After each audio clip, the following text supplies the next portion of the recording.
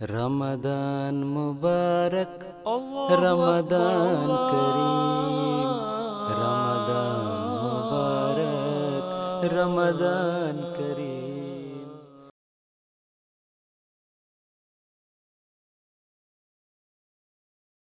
Assalamualaikum warahmatullahi wabarakatuh kepada penonton MTA yang setia bersama kami. Semoga tuan-tuan dan puan-puan berada dalam keadaan sihat walafiat insya-Allah.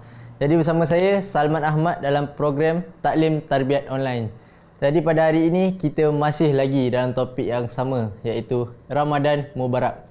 Jadi dalam studio pada hari ini bersama kami Tuan Ainul Yakin Muhammad Zain dan Tuan Fuad Ahmad Nasir yang akan bantu untuk menerangkan lebih lanjut tentang ibadah puasa. Jadi untuk meneruskan program pada hari ini, kita menjemput Tuan Bakra Gani untuk menilawatkan ayat suci Al-Quran. Persilakan Tuan. أعوذ بالله من الشيطان الرجيم بسم الله الرحمن الرحيم ألم نشرح لك صدرك ووضعنا عنك وزرك الذي أنقض ظهرك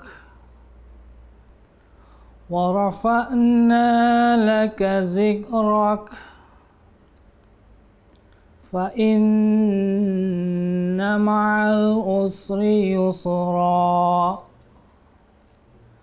إن مع العسر يسرا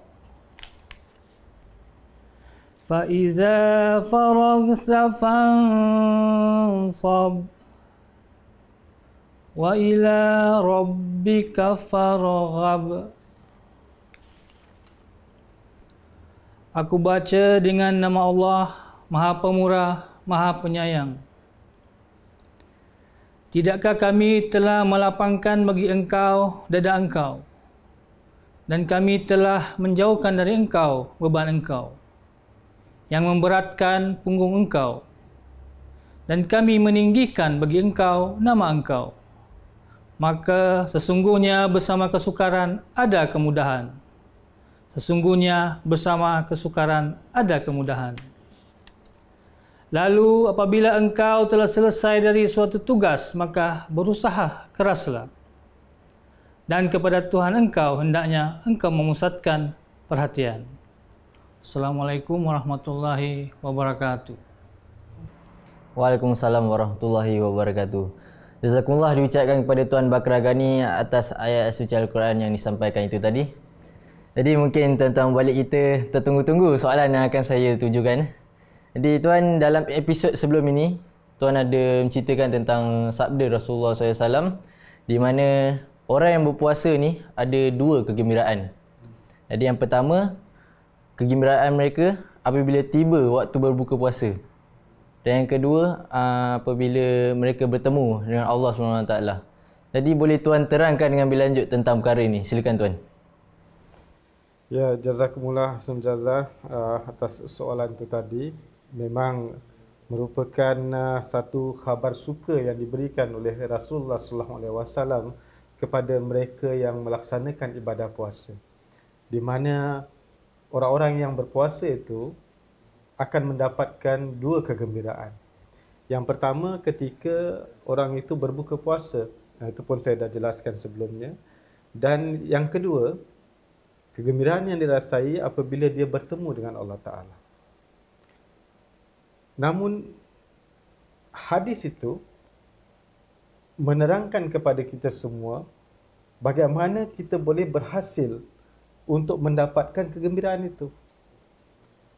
Kalau kita melihat hadis itu lebih lanjut lagi, di mana sebelum itu Rasulullah SAW bersabda bahawa setiap amalan Bani Adam itu adalah untuk dirinya sendiri. Maksudnya ganjaran yang dia akan dapat tu adalah untuk dirinya sendiri. Tetapi Ganjaran untuk orang-orang yang melaksanakan ibadah puasa adalah Allah Subhanahu Wa Taala. Ini Rasulullah SAW beritahukan kepada kita semua. Allah Taala beritahukan kepada beliau sallallahu alaihi wasallam bahawa ganjaran orang yang berpuasa itu adalah aku sendiri. Dan lebih lanjut lagi Rasulullah SAW bersabda bahawa puasa itu adalah perisai. Nah, kita tahu sebelum ini pun saya dah jelaskan, apabila kita menghadapi satu peperangan misal kata, perisai itu akan menyelamatkan kita dari terkena peluru ataupun terkena senjata-senjata tajam. Nah, begitu juga lah Rasulullah SAW bersabda bahawa puasa itu adalah merupakan perisai bagi kamu. Maksudnya dengan puasa itu kamu dapat menghalang ataupun kamu dapat menyelamatkan diri kamu daripada perkara-perkara buruk. Kemudian Rasulullah SAW bersabda lagi bahawa di hadis yang sama, mulut orang-orang yang berpuasa itu di sisi Allah Ta'ala lebih berharum daripada baunya harum kasturi.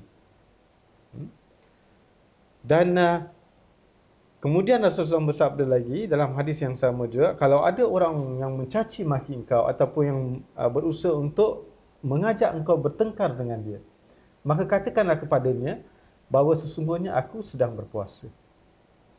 Jadi di sini rentetan itu tadi, maksudnya dia memelihara diri dia daripada dia memelihara diri dia daripada perbuatan-perbuatan buruk dengan perisai itu tadi. Kemudian dia tidak bertengkar dengan orang kalau orang mencaci maki dia ataupun mengajak dia bertengkar.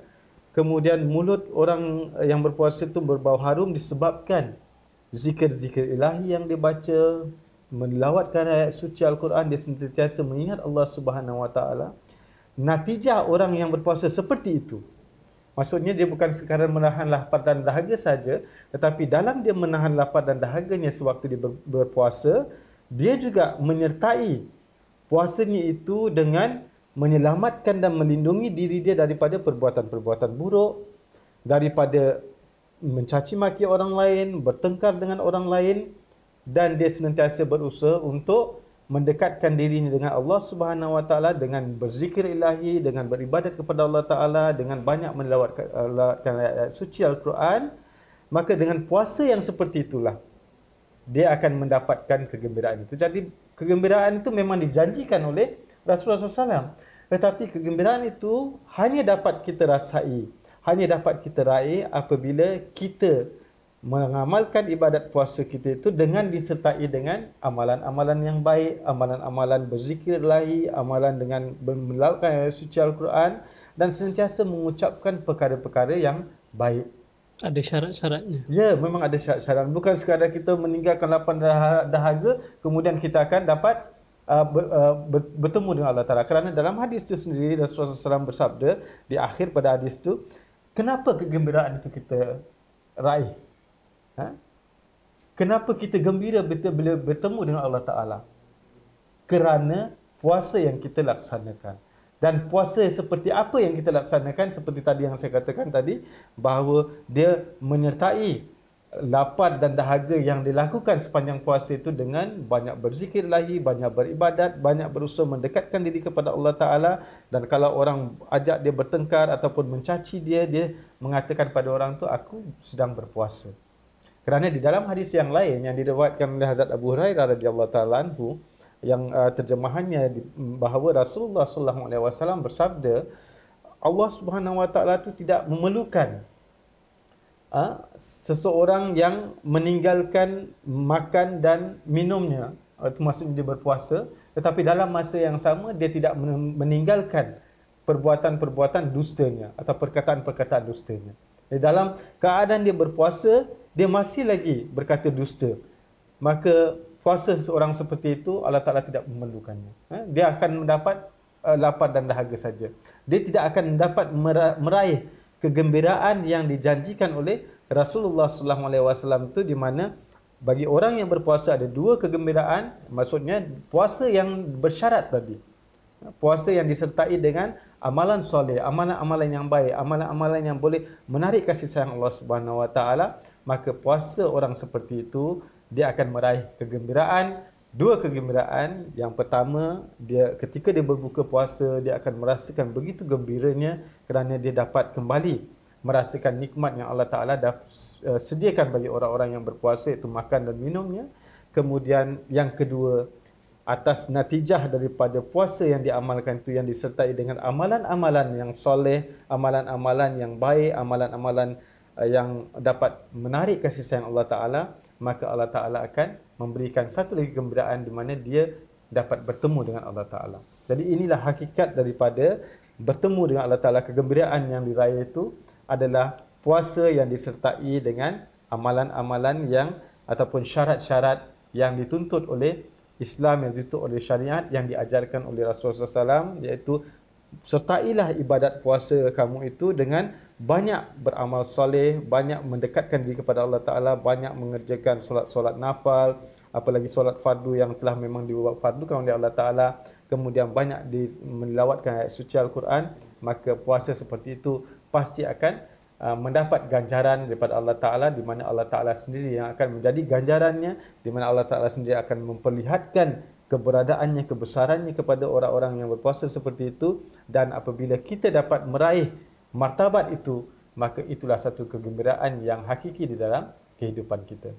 Jadi mudah-mudahan dengan penerangan ini dapat menambahkan lagi ilmu, membuka minda kita bahawa apa sebenarnya maksud Rasulullah SAW tentang kegembiraan yang diraih oleh orang-orang yang berpuasa itu. Jazakumullah Tuan atas penerangan Tuan tadi. Jadi mudah-mudahan penerangan Tuan tu banyak manfaat untuk kita semua. Mudah-mudahan puasa kali ini kita bukan saja untuk menahan lapar dan dahaga, tapi kita juga boleh memperbanyakkan ibadah kita supaya puasa kita kali ini lebih berkat lah, InsyaAllah. Jadi Tuan, baru-baru ni saya ada mengumpul soalan daripada kudam-kudam kita tentang ibadah puasa. Jadi ni ada soalan daripada saudara Zafrullah. Mungkin ada kawan-kawan dia tanya tentang soalan ni. Jadi saya bagi dua soalan terus. Soalan pertama, adakah korek hidung itu membatalkan puasa atau tidak? Soalan seterusnya, adakah hisap rokok itu membatalkan puasa atau tidak? Okey, silakan Tuan. Jazakumullah Saudara Salman atas soalan yang diajukan tadi. Jadi untuk menjawab persoalan yang diajukan tadi, kita harus ketahui perkara asas di mana yang membatalkan puasa itu apa. Kalau sesuatu benda yang fizikal seperti makanan masuk ke dalam rongga badan kita melalui mulut ataupun hidung, itu sudah sah-sah puasa kita akan terbatal. Jadi berbalik kepada soalan tadi merokok, pertama kita harus tanyakan diri kita sendiri. Adakah perbuatan merokok itu memberikan faedah? Ataupun ia termasuk dalam satu perbuatan yang sia-sia? Suatu perbuatan yang lara. Dalam Al-Quran memberitahukan kepada kita agar kita jangan membuatkan diri kita dalam keadaan bahaya. Jadi satu yang pertama, merokok itu membahayakan kesihatan kita. Sama ada puasa ataupun tidak puasa, haruslah kita hindari. Tapi memang bukan senang nak berhenti merokok. Jadi kerana itu soalan itu timbul. Kerana orang yang dah terbiasa merokok ni sama ada boleh merokok ataupun tidak. Jadi mudah saja. Kalau sahaja asap itu dah masuk ke rongga mulut kita, maksudnya terbatallah puasa kita kerana termasuk dalam perbuatan yang lara yang harus kita hindari, dan juga itu membahayakan diri kita dan memang akan membatalkan puasa kita. Jadi kepada yang merokok, saya nasihatkan supaya hindarilah perbuatan merokok. Dan sebenarnya ini bulan di mana kita boleh berusaha untuk memberhentikan diri kita daripada merokok, saya rasa tuan. InsyaAllah. Jadi dalam bulan puasa ni daripada mula sahur sampai berbuka, mungkin kalau hari biasa kita merokok dalam satu kotak, dua kotak. Jadi dengan kita mengurangkan di bulan puasa ini adalah satu usaha ke arah untuk mengurangkan dan akhirnya akan berhenti daripada perbuatan merokok itu tadi. Dan yang kedua tadi tentang korek hidung. Sebenarnya tidak ada di dalam mana-mana hadis ataupun daripada sunnah Rasulullah SAW riwayat yang mengatakan korek hidung itu boleh membatalkan puasa. Tetapi dan perbuatan mengorek hidung pun bukanlah satu perkara yang kita lakukan secara sengaja. Kadang-kadang ia berlaku tanpa sengaja. Jadi kalau makan dan minum tanpa sengaja pun, ketika puasa kita tak terbatal. Dengan syarat tak sengaja. Jadi korek hidung pun salah satu perbuatan yang kadang-kadang kita tak sengaja. Kita tak sedar kita Tanpa melakukan. sedar kita melakukan korek hidung itu. Dan sebab itulah tidak ada dalam mana-mana hadis pun mengatakan korek hidung tu membatalkan puasa. Korek hidung ke, korek telinga ke, itu tidak termasuk dalam perkara yang membatalkan puasa. Jadi mudah-mudahan penjelasan yang ringkas ini akan memberikan kefahaman yang jelas. Jazakumullah. Jazakumullah Tuan atas jawapan tadi. Jadi semoga jawapan tadi terjawab untuk mereka yang tertanya-tanya jika korek hidung ni batal atau tak. Jadi ada soalan yang seterusnya Tuan. Kenapa puasa dari subuh ke maghrib? Apa peristiwa yang membuatkan ibadah puasa dibuat sedemikian? Silakan Tuan. Bagus soalan itu kerana kenapa sampai maghrib saja? Kenapa tak sampai isyak? Ataupun tak sampai lepas tarawih ke? Jadi kalau kita melihat ayat suci Al-Quran, kerana perintah puasa ini terdapat dalam Al-Quran, dan bagaimana cara untuk kita melaksanakannya pun, waktunya pun dah diterangkan oleh Allah Subhanahu Wa Taala dalam Al-Quran, di mana rentetan daripada ayat-ayat yang Allah Taala firmankan berkenaan dengan ibadat puasa itu. Allah Taala juga berfirman bahawa kulu washrabu, makanlah dan minumlah sehingga tampak jelas kepada kamu benang putih dan benang hitam di waktu fajar. Maksudnya nampak cahaya di kaki langit itu, dan nampak cahaya keluar, maka di situ kamu berhenti makan. Kemudian kamu sempurnakanlah puasa kamu sehingga ke malam hari. Jadi ayat itu menerangkan bahawa bila masa harus kita mulakan ibadat puasa kita, dan sampai bila kita harus berhenti puasa, maksudnya sampai bila kita harus mula makan balik. Jadi apabila kita tahu malam, maksudnya malam apabila matahari itu dah terbenam, itu mulalah malam. Dan waktu matahari terbenam itu adalah mulanya masuknya waktu maghrib. Dari situlah kita hendaklah berbuka puasa. Di mana ayat itu tadi diterangkan bahawa sempurnakanlah puasa kamu sehingga ke malam hari, iaitu sehingga ke waktu maghrib. Kemudian Rasulullah SAW pun bersabda dalam hadis bahawa apabila malam itu tiba dan siang itu berlalu, yakni waktu terbenamnya matahari atau waktu maghrib, maka orang-orang yang berpuasa hendaklah berbuka puasanya. Jadi dua bukti ini, iaitu dari Quran dan dari hadis Rasulullah SAW sendiri memberitahukan kepada kita bila masanya berlakunya ibadat puasa itu, dan jelas kepada kita iaitu apabila masuk waktu fajar dan kita hendaklah meninggalkan makan dan minum kita, kemudian kita sempurnakan ibadat puasa kita itu sehinggalah matahari terbenam, iaitu ketika masuknya waktu maghrib. Ini sesuai dengan hadis yang disabdakan oleh Rasulullah SAW. Jadi tidak ada kejadian yang khusus, tetapi inilah yang diterangkan oleh Al-Quran dan inilah yang diterangkan oleh Rasulullah SAW. Jadi tak perlulah kita seperti mana semalam pun kita nak melambat-lambatkan buka puasa kita, jangan. Kerana Rasulullah SAW sendiri dah bersabda bahawa ketika matahari dah terbenam ataupun ketika masuknya waktu maghrib, kamu cepat-cepatlah berbuka puasa, dan itu merupakan sunnah Rasulullah SAW. Jazakumullah Tuan atas penjelasan Tuan tadi. Alhamdulillah, banyak ilmu pengetahuan yang kita perolehi pada hari ini. Jadi mudah-mudahan banyak manfaat untuk kita semua.